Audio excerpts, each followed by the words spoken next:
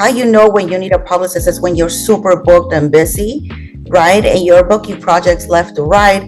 You're getting contacted by all these media outlets to do interviews. If you're just on the come up, you really need to invest in marketing. That's where you need to start, because then you need to increase your social media awareness, your numbers, your press. That's what publicity is about.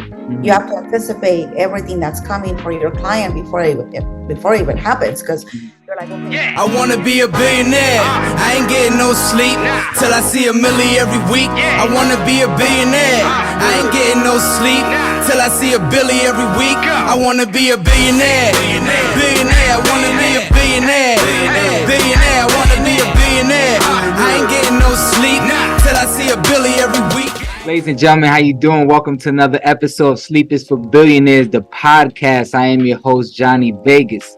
And today, I got a very, very, very special guest on my show. Ladies and gentlemen, you're in for a treat, so take some notes. This woman is a walking phenom. She's an actress, a public relations professional. She's in every event. I think she just got an award. She's going to tell us more about it. Ladies and gentlemen, Barbara Sanchez. How are you, Queen?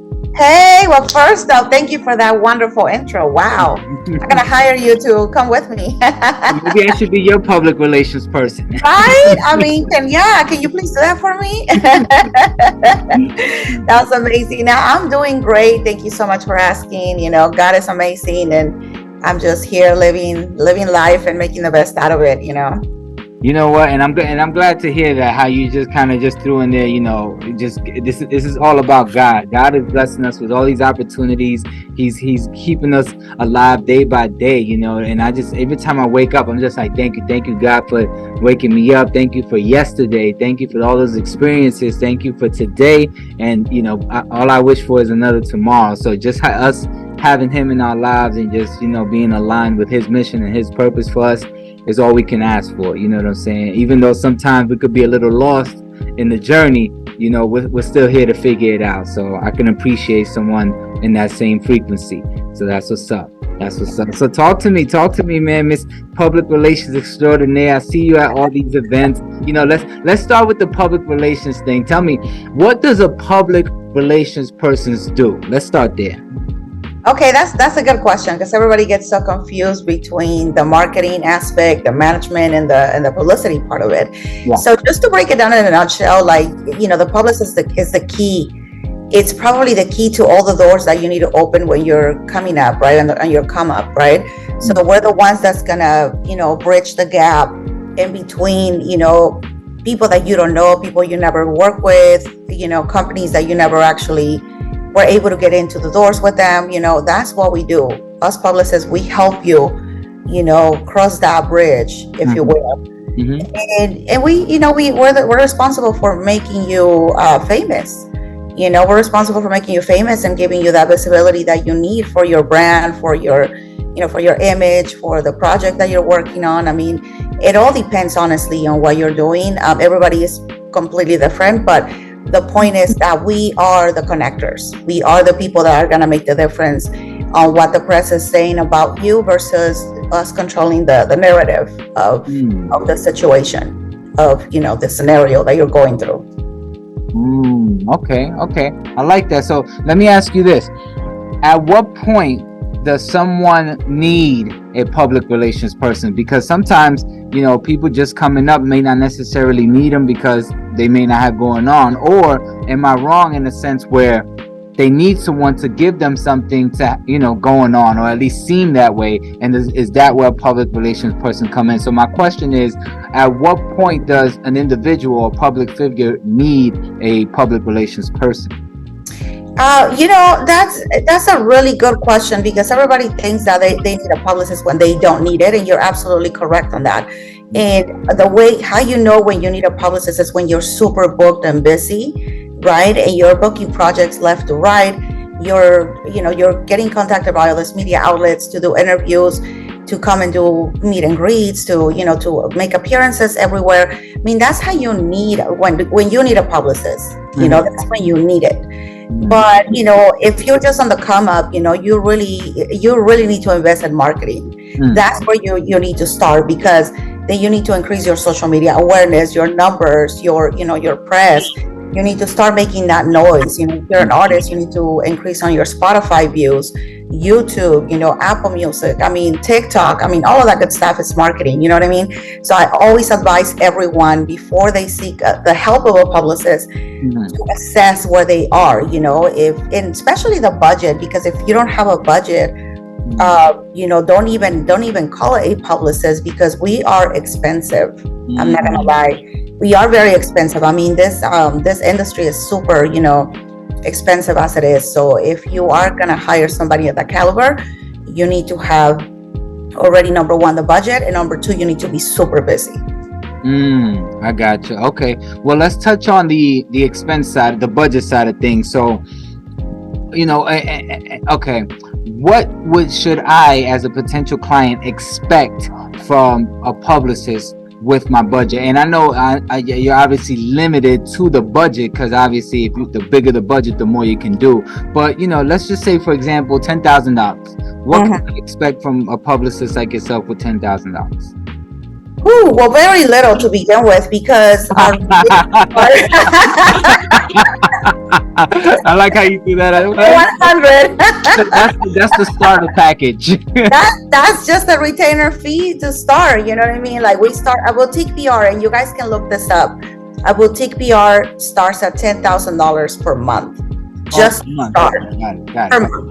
Right, just to start. You look at these companies, and this is the thing where sometimes I have a problem with people that call me to inquire about my services, because somebody like Slate PR, Sunshine Sachs, the biggest PR companies, right, that we have here in the world. They handle every celebrity, every A-lister, right? Yeah. These companies, if you call them and you tell them, hey, I have $5,000 to spend, click. They're not even gonna entertain that. They're gonna tell you, okay, well then come back when you have 20 grand, at least, to start. You know what I mean? 20, 30. Right. At least, you know what I mean? So when people call me and say, oh, that the prices are too steep, or, they're a little too high. And I'm like, okay, but you guys are buying designer, you guys are buying clothes, at Versace, and you guys are going to Mercedes-Benz. Are you really asking these people to give you a discount? Because I would love to see that. You know what I mean? So it's the same thing with us publicists. We are considered a luxury, because we are going to be the ones, like I said, we're going to put you at another level of things. We're going to take you to that next level that you need in your career. So yeah, in a nutshell, that's kind of how it works. Gotcha. So now, outside of the nutshell, right? On the back end, on your end, where are you, I guess, allocating these funds within that budget, just so we get a clear understanding of, what you're doing with the money in a sense? Well, we don't allocate the funds because we're not marketing people. We're publicists. That's our fee. You're paying us to do all of these things. So you're paying us basically to pick up the phone and make a phone call that you will never be able to make because you don't have the contact. You're not paying me for items. You're paying me for my years of experience and for the what do you call it, the networking that you, the network that not the network, the network you don't have, So you don't have that. You don't have those resources. You don't have those connections. So you're paying us to do that. So you're not gonna pick up the phone and call ABC News yourself and be like, hey, I got this, got this great content for you. Can you guys interview me about that? You know what I mean? They're probably gonna be like, oh, okay, well, you won't even have that number to begin with. Because you have the relationship. Correct. It's all about relationships. You know what I mean? So it's about, who you know. And I've been in this industry for 18 plus years already. So all of my Rolodex is super huge. So that's what you're paying me for at the end of the day. You know what I mean? Just to come over here and tell me, hey, Barbara, I need you to get this done for me. I need you to call this person or this news outlet or whoever. And I'm going to be like, oh, okay, I got you. You know what I mean? But you got to pay me for that. Understand. No, Yeah. That's interesting. Okay, so you're basically leveraging all your network and trying to connect the dots and put the deals together on behalf of the client and take them to another stratosphere. Okay, that makes sense. Okay, you see, some people thought it was just maybe like just social media marketing and red carpet events and things like that, which I'm sure it's included, but you're saying you bring much more than that to the table with your right. And we can combine both, you know what I mean? Like we do marketing too, because I partner up with another marketing agency that helps me. And we just did a campaign with Offset and all this great people. So we both have been working with each other for about 3 years now, and it has been working really well. But whenever I need marketing and other things, I just go and call them up and be like, hey, we have a client that we need to do X, Y, and Z, and they take care of that part. And I just still continue to do the publicity part of it. But it's so important to have relationships like that, because it makes things so much easier. You know what I mean? And then you can offer your client a lot more than just the publicity aspect of it. Now you come in with something else to the table where you can be like, hey, this is a one-stop shop. This is where you can get your marketing and you can get your publicity too. And on top of that, that comes with other perks, you know? So that's why we try to package everything together. But yeah, that's just basically how you handle that kind of situation, because everybody gets confused with marketing and publicity. Okay, gotcha. And I'm sure, and are you a one-stop shop now? Or you're looking to grow into that? I'm already been already that for okay. Yeah, for 6 years and a half already. I've been already that. I've been working with a lot of other vendors and other people, and that's what I'm saying. We have it all. Like if you need production, like if somebody has a big event, right, that they need to put together, let's say like an award show, right? We have handled, my production team has handled the Grammys, the Oscars, anything, you can name it, you know what I mean? They have handled all of those production, big productions. So if you tell us, hey, listen, we need you guys to come in and do this red carpet or this service, they're going to do it because they already know how to get it done. So all I have to do is call them and say, hey, listen, you guys need to get yourselves out there and this is how we're going to work it out, blah, blah, blah. So we come in and we do everything for you. You know what I mean? So yeah, so we have a lot of services like that, and so we're in-house. Everything is in-house. So all the people that I work with, from my employees to to the marketing, to the production, the concerts, the this, the that. We have it. So I just have to just get it done. That makes sense. Who are some of the clients you've had on a major level, right? Just so people can know who you touched.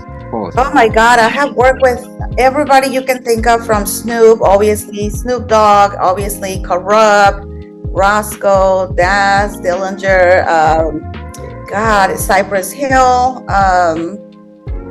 My goodness, there's so many people from the rap game, from the hip hop industry that I have worked with pretty much, and I've been blessed to have been a part of their projects. Lil Wayne. We work with them for Jackie Robinson for the softball game. We put this thing together to honor him and the legacy, and he was a part of it. And we have worked with B2K, obviously. I work with a lot of people in the industry now that I'm like, whoa, and I work with a lot of influencers too, a lot of big ones on TikTok now, a lot of actors too. Shout outs to my boy Omar Benson Miller, to Marvin Jones.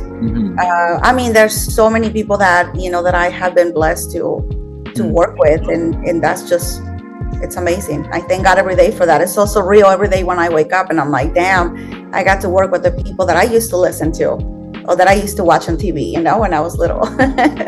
And you know what? Speaking of that, I definitely want to talk a little bit about your background, because this life is surreal that we live. I wake up thanking God every day, and it's like I still feel like I barely scratched the surface with because my goals are just so big, right? But when you look back, it's like, damn, we did so much. We have so many accomplishments, but we still feel like we're not done, right?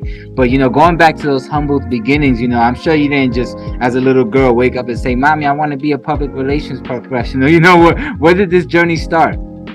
See, I wasn't even trying to do that. That was by accident. I wasn't even looking into being a public. I didn't even know what that was. Right. It was the concept was just foreign to me. I was like, what is a publicist? What do they do?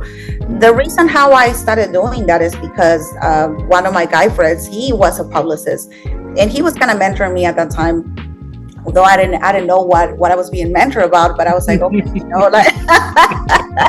I was just following his lead, and he knew everybody. So I was like, I have nothing to lose here, So So he started telling me, you're the female version of me. Mm. You can do anything, you know how to talk to people, you know how to negotiate with people, you know how to, be likable and approachable, and everybody just they feel comfortable coming to you. So, so that's how that started. And he said, you should be a publicist. And I said, okay, well, how do I do that? And he's like, well, you're already doing it. You're putting together everything, you're putting together events and red carpets and blah, blah, blah, blah, blah. But what he didn't tell me though, is that you also have to write press releases, right? You have to be a great writer. Okay. You have to be a great speaker. You have to know how to speak very, you have to be eloquent speaking, right? You have to be articulate when you're speaking. Right. You have to be very strategic, and you be on your toes, because if somebody's going through damage control, or we have to go and minimize the press, you have to learn how to negotiate with people that are going to be very ruthless and very careless about not writing things about your clients on the press. So he didn't tell me those things. He just threw you in the lions den. He's like, hey, you got this. And and so I learned on my own. Basically, I started watching a lot of tutorials, and back then we didn't have YouTube like we do now. You know what I mean? Like back then it was MySpace.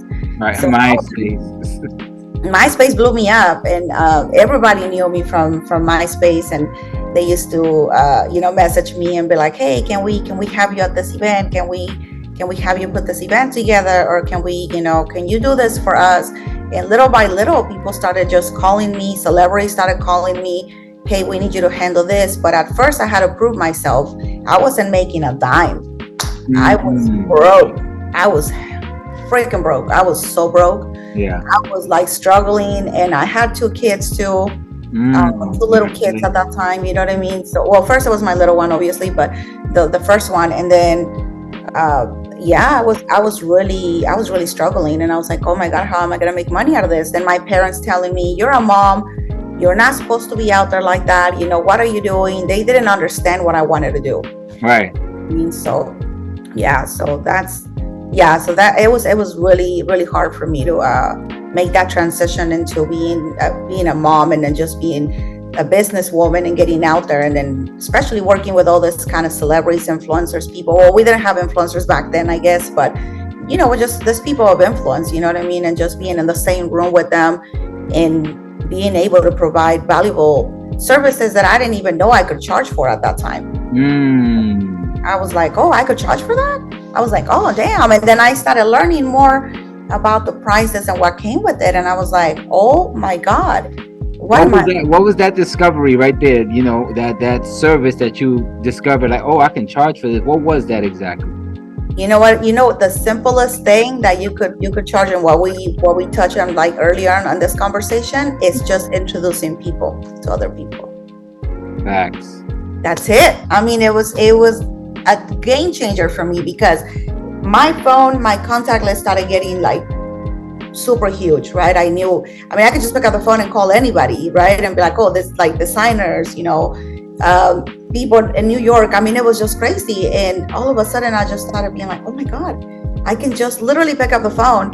And every time somebody will come to me and tell me, hey, Barbara, we need a designer, or we need model, or we need whatever, you know what I mean? An athlete, comedian, blah, blah, blah, blah.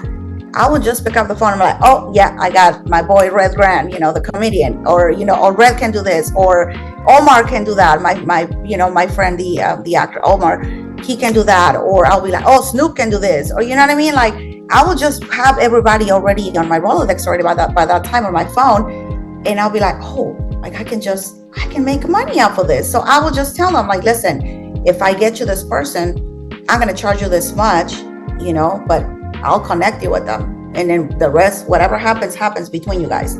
But I can do that. You know what? And I appreciate you thinking outside the box, because that's really the key right there. Because some people have all the resources in the world, but just don't know how to connect the dots.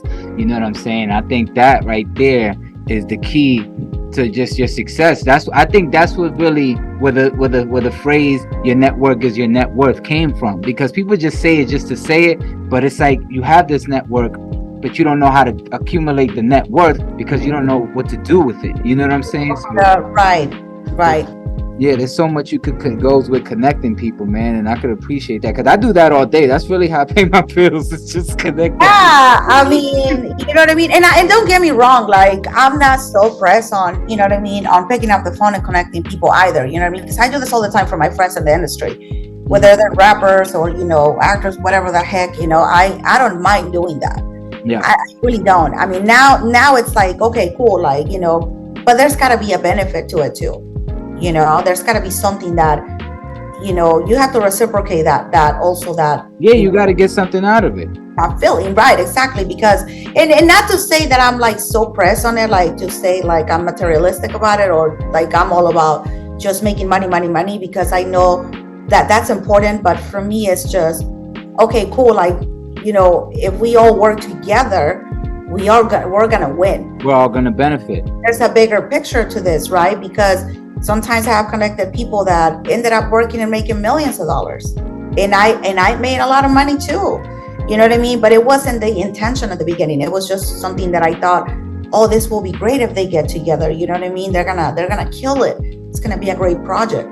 But it was never with the intention of, oh man, if I do it, I'm gonna make millions of dollars. You know what I mean? It was never like that. Mm-hmm. And so when you think like that, it actually it ends up being a better outcome for you, because the universe will actually provide more, and it will bless you 10 times more than if you come with that mentality of just, oh, I'm gonna connect this to and make millions of dollars, so I'm gonna get this and this and that. It doesn't work like that.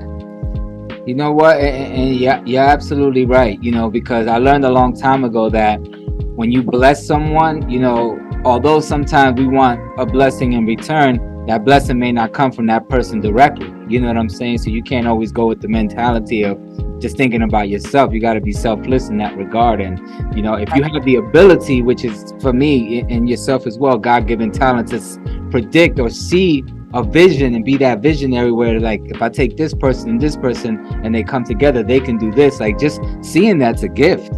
Like, you know what I'm saying? And identifying that and just making it to fruition where you can actually get this person here and get this person there and just see it come to light. Like, that's a superpower.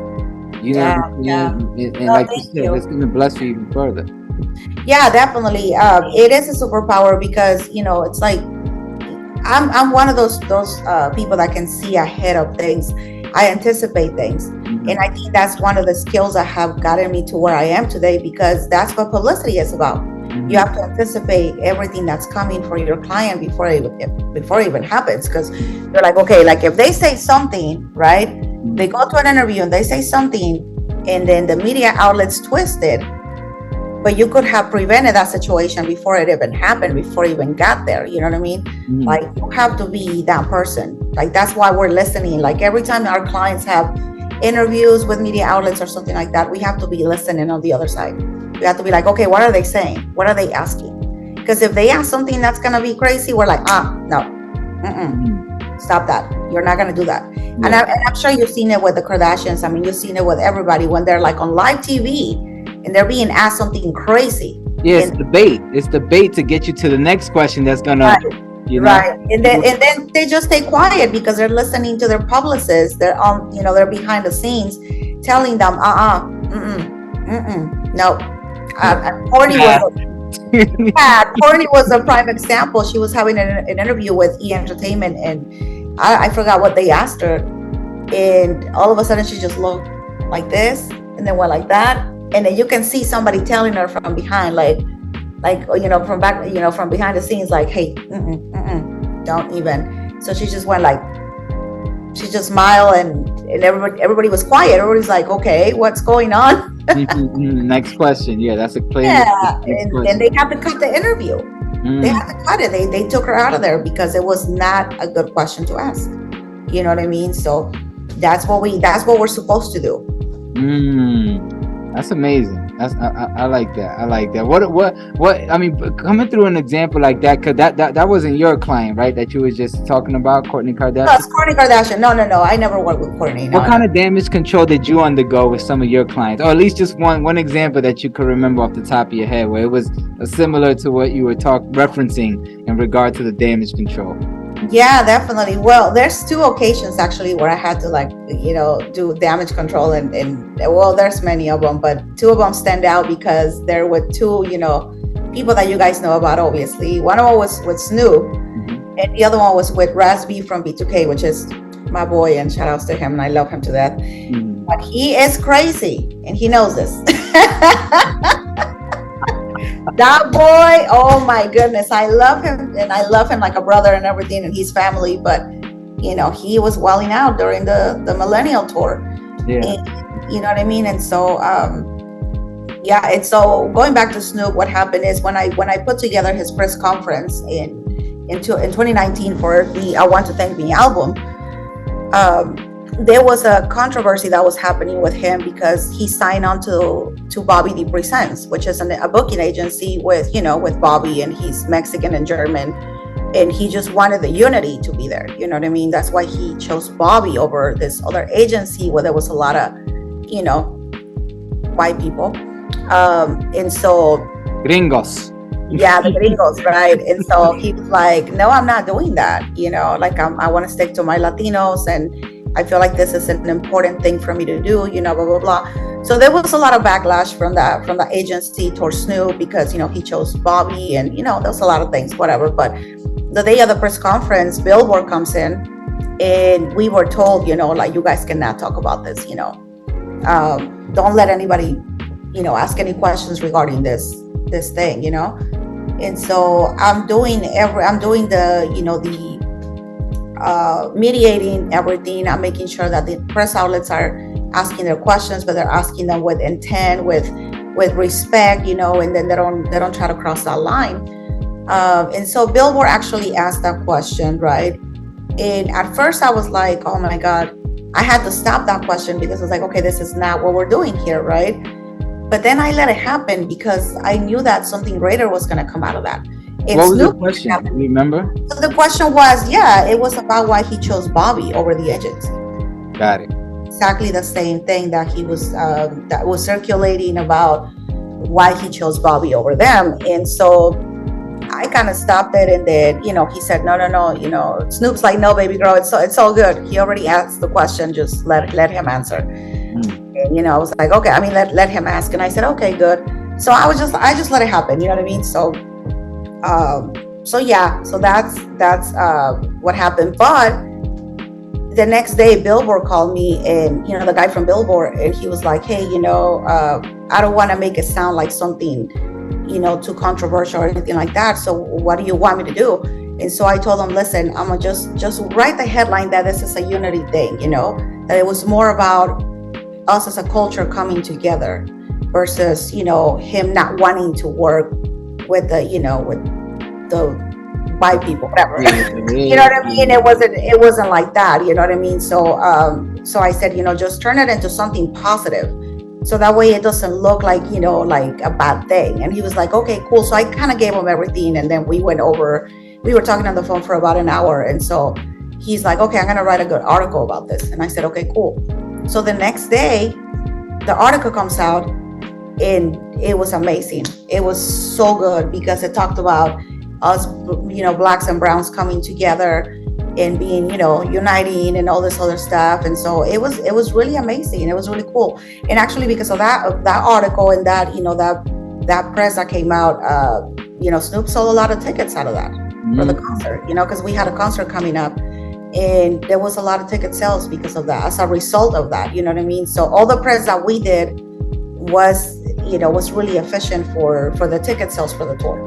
So so that was that's how you handle this kind of like situations before they blow up into something else. Yeah. How does someone get into being a public relations person or a publicist? I mean, is there like agencies that are hiring for public relations person, or is this something you start on your own and then just kind of build your client base through your network? Like, how does it work to get in? Well, nowadays we have Instagram. You know what I mean? So if you see somebody that you admire, like, if you're like, oh, damn, I want to work with them, I want to work for them. I mean, you kind of slide under the DMs or get their emails and then send your resume nowadays. It's that simple. You know what I mean? So if you have it, you have it. And sometimes there's there's people that also need interns. They're like, hey, if you want to intern for a company, and just learn, volunteer, you could do that. You know what I mean? And so that's the way to go about it nowadays, because before we didn't have all those resources like Instagram and LinkedIn and all this other all these other platforms. Right. We just have to go, like literally go to the building and and drop off a resume to them, and be like, oh, I can do this, I can do that. I personally never did that, because I always been the kind of person that I don't like working for other people. Mm-hmm. I couldn't, I don't know what it is. I just cannot work with, for other people. You just don't like being told what to do.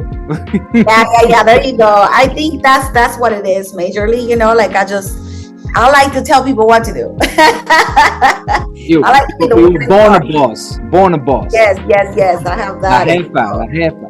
Yeah, la jefa, exactly. So I'm like, I don't like to do that, right? But then again, because I had plenty of opportunities. I mean, this companies that I mentioned at the beginning, I could have probably worked for them, you know what I mean, or other big PR companies, but I never wanted to do that, because I knew I was going to go into some other stuff. So, that makes sense. Yeah. What are the top skill sets you think you need to have to be a great publicist? You could be top 3, top 5, whatever you think. The top three. The number one is you have to be very strategic, very extremely. Like you're playing chess, so you got to be like, okay, you got to be a visionary, and anticipation is number 2. And number 3, you gotta be. What was number 2? I'm sorry. What was number 2? Number two was anticipation. Okay. So anticipating. What do you mean anticipation? You have to learn how to anticipate things before they happen. Okay. You have to anticipate things, like like I mentioned with, with Snoop, and everything that was going on with the agency. I had to anticipate that and make sure that if somebody was gonna get out of line with that or ask that question, I have to anticipate how I'm gonna go ahead and paint it on the press. You know what I mean? So I was already thinking ahead of time, okay, so if they write something, I'm going to call them and kind of like, twist it around, or like, just rewrite it in a way where we have control of the narrative, like I said, but it's in a positive way, And so what was number 3 you mentioned? Number 3 is going to be, it's number 3. I forgot number 3. Okay, so I said anticipation, and then what was the first one I said? See, I'm forgetting now. The first one was most important. You said anticipate. Strategy. Yeah, you have to have a strategy, right? You have to be strategic. You have to learn to anticipate. And number 3, you have to be a magnificent writer. You have to learn how to write really well too. You have to know how to write really well, because you have to do pitches for your clients. You have to write press releases. I mean, you have to learn how to be like a fabulous writer. Right. Yeah. Shout out to ChatGPT. Having those. Do you use ChatGPT at all? No. Interesting. I'm sure a lot of people do. Yeah, that's part of the AI, the artificial intelligence stuff. So we're not. Yeah, that's what we're fighting for right now. No, I see we reached a deal with SAG. I seen you out there with the picket. I get with SAG. Yeah, no, it's the writers. It's the WGA. They reached an agreement recently. Oh, WGA reached an agreement. Yeah, it's WGA, but not the writers, unfortunately. Yeah, I mean, on Monday, hopefully they have a meeting with the AMPTP. Yeah. So hopefully they do strike the deal for sure. Like, finally. So I'm like, yeah. Right. Well, I see you out there. Right. Right, yeah, same here, man. I haven't been out there with the picket signs, but I definitely see you representing out there, and I'm out there with you guys in spirit, man. Keep doing your thing. And any advice you can give to people right now? Now's the time. Anyone looking to be a publicist, or obtain public relations services. Any advice you want to give to somebody? Now is the time. The floor is yours. Honestly, just be resourceful and hit up people on Instagram. Even don't be annoying, to the point where like, you write a long ass paragraph to them. You know what I mean? Don't do that. But get their email.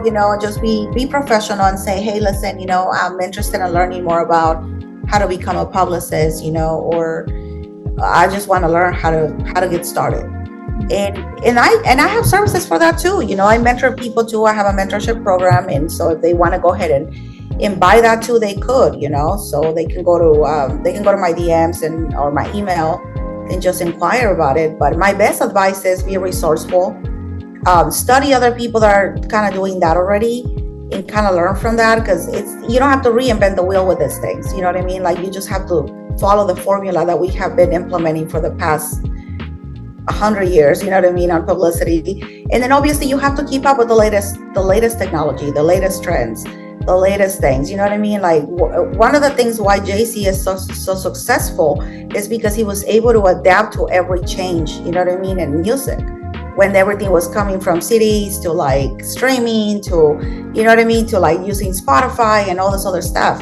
It's the same thing with publicity. You have to learn how to do social media. This is why I have a high following on social media, because even though I'm an actress too, obviously, and I'm a content creator now, but I wasn't that before. Right. See, that's the thing. I just transitioned from being, a publicist like about 2 years ago to being the talent now. You know what I mean? So, but anyways, in a nutshell, like, that's how you're supposed to, just get to where you want to get. You have to really study other people and really go into all these platforms that we have nowadays and just get on it and see what people are doing. And obviously read a lot of books too. There's a lot of books out there, you know what I mean, on Barnes and Noble and, all this. I mean, we have YouTube tutorials now. I mean, there's a lot, you know what I mean? And then, try to get into places, try to network and try to go to all these events. Sometimes you don't have access to them, but you could ask, hey, can I volunteer for it? Can I come and help you guys set up?